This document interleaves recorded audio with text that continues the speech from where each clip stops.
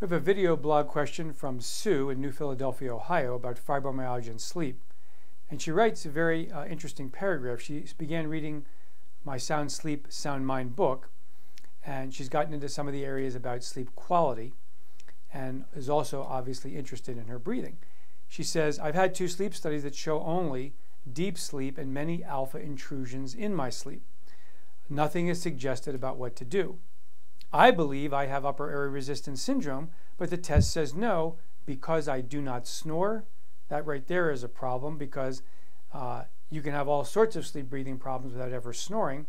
And unequivocally, the diagnosis of upper airway resistance syndrome, UARS, has essentially nothing to do with snoring in the sense that you can have no snoring and still have upper airway resistance. It's less common, but that doesn't mean that it's rare.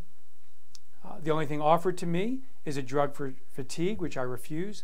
My goal is to get off of drugs, not add more to the mix. What do?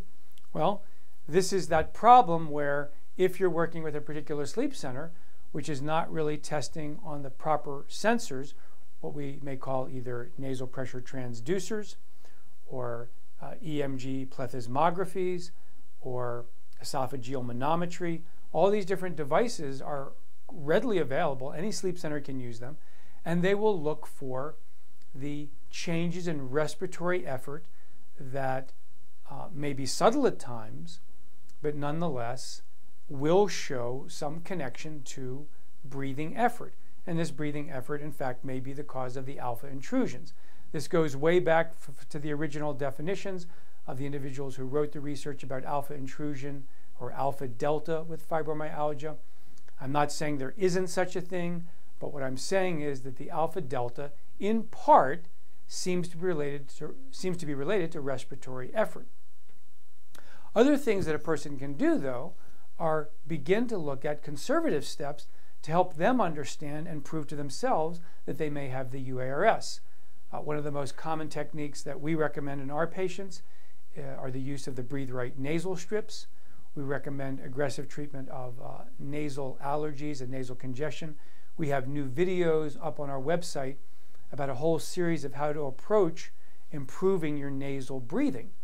And we have found a tremendous impact on this in terms of a conservative step where patients well above 50% report that once they begin to work on their nose, helping themselves to clear it up, helping themselves to breathe better day and night, they report improvements in sleep.